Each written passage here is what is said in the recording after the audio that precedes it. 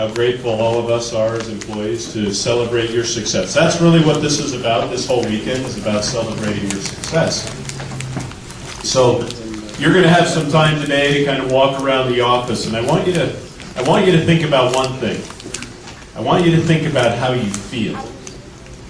Because I remember the first day I walked into the building, that wasn't that building. I'll show you here in just a few minutes a picture. But it was a feeling.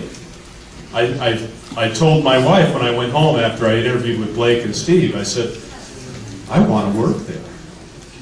Not that I needed a job. It was just, I wanted to work for New Skin. So I want to take you back in history. Okay, I want to take you way back. Some of you have seen these pictures, some of you haven't, but for those of you that are here and trying to understand where the company's roots are, because I believe that great companies come from good roots. And New Skin's one of those. This is where New Skin started its business. It's about 4 blocks that way. Very humble building. We had one little office in this, and this is where we got started. Now, Blake and Steve and Sandy were the 3 founders of the company. Now, it's interesting as we age, okay, so Blake and I have white hair. Steve is timeless, and Sandy's hair never changes. I mean, the style, but the color never changes. Now, it all really started when Blake, Steve, and Sandy met with one person, Clara McDermott. Now, Clara is your upline. Yeah. So she's the only person the company has ever sponsored. So she had bad experiences. She'd worked with Cambridge Diet Systems, which was a very large company back in the early 1980s. And she had built up a huge business. And one day, the company decided that Clara was making too much money. And so the president, so that he no longer had to pay their distributors. So Clara had built up this lifestyle, was raising a family on a business that she had built, and one day it's no longer there. So she went out, and she and a couple of other distributors went out and tried another company in California called California Trim. And once again, they built this big business. And the checks had gotten up to about $50,000 a month, which in 1984 or 83 was a lot of money.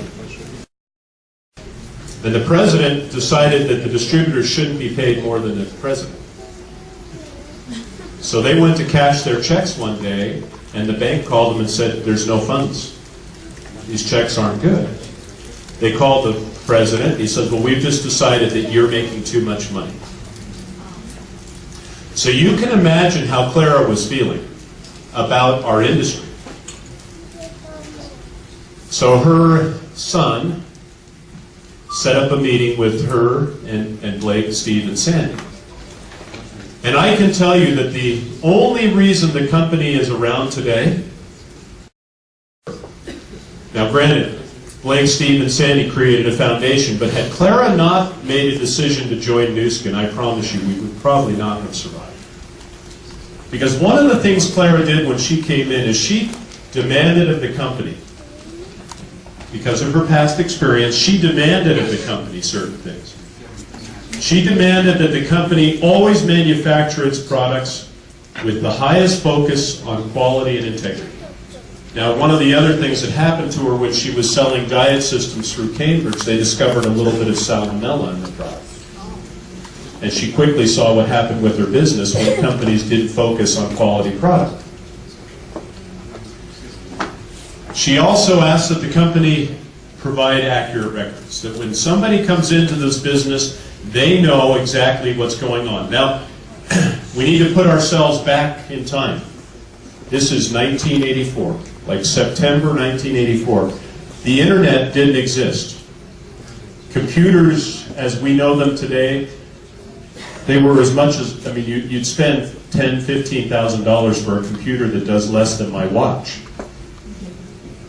You know, so demanding accurate records in 1984 was a huge huge task. Those early commission runs were run on 3x5 cards. So when the company got started, the way we kept track of sales is that somebody'd call a phone and they'd order product and we'd write down how much the order was, and then at the end of the month they'd sit in Blake's office and they'd put the 3x5 cards out and bring the calculators out and calculate the commissions.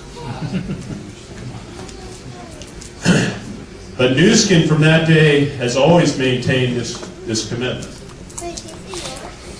Now, most importantly for Clara, she demanded of Blake and Steve and Sandy an agreement that for any business she created, that the checks would always be in the bank and the checks would always clear. Now you can understand why she would come with that expectation. She'd had a bad experience. And Blake made that commitment. Blake made that personal commitment to Clara that we would live up to these three promises as long as we were a company. And here we are 26 years later, and not a check has ever gone out late. Not a check. We've never had a check not clear the bank. So we've paid out over $7 billion as of April 2010. We paid out our $7 billion in commissions. And not a single check has ever gone out late.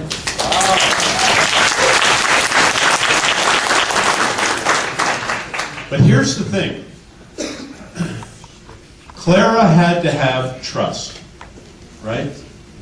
She had to, she didn't know Blake, Steve, and Sandy very well, but she had to develop a relationship of trust.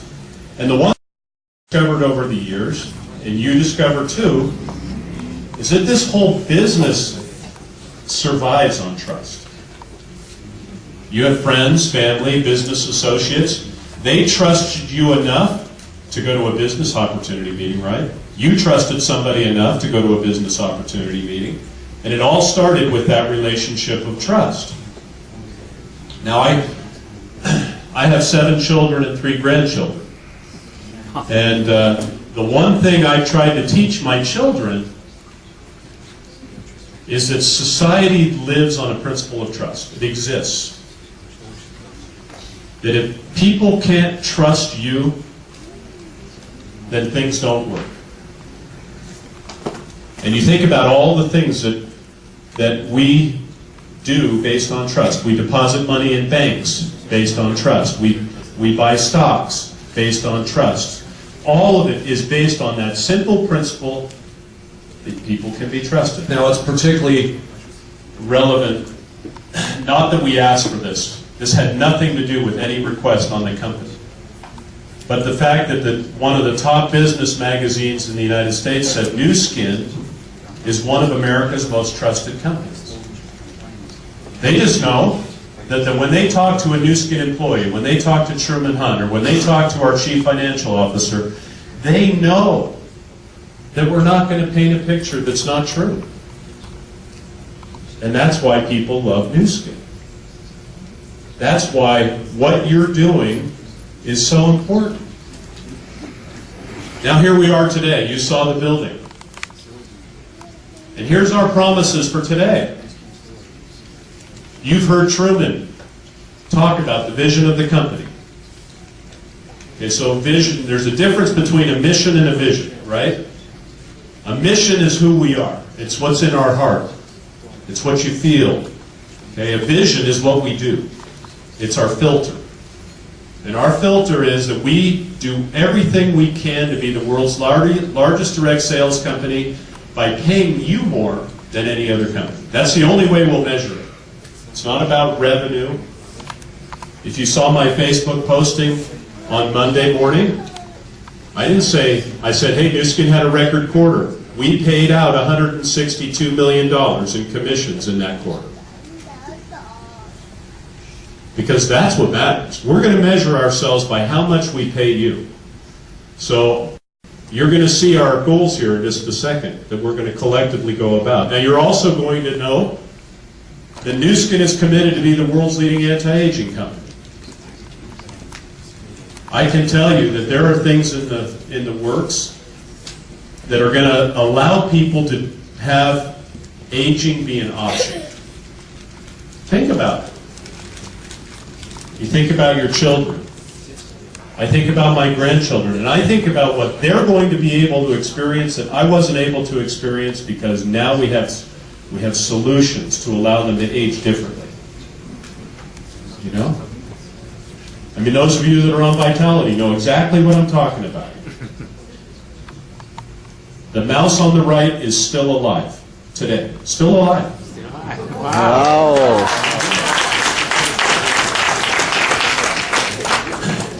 So do you believe that we have a product that consumers want? You bet. You bet. Because Nu Skin's committed to be the world's leading anti-aging company. You also know that Nu Skin's committed to be a force for good in the world. You hear it. Talked about it last night. I talk about it. Truman talks about it. Steve and Blake and Sandy talk about it, because with wealth come responsibilities, right? If it were just accumulation of things, I promise you Blake would have stopped this thing a long time ago. If it were just about having big cars and big houses, I promise you Blake would have said, no, we're not doing this anymore. You look at our magazines, they're completely different than our peers in the industry. Because our focus is about making sure that we recognize that wealth is about how we can help society, right? And that's what Blake has tried to instill in all of us. And he's done it from the first day I walked into the company. He's taught me that this business is about relationships, and it's about being a person of integrity. Now here's where we are today. We're projecting that Nu Skin will finish the year at $1.52 billion.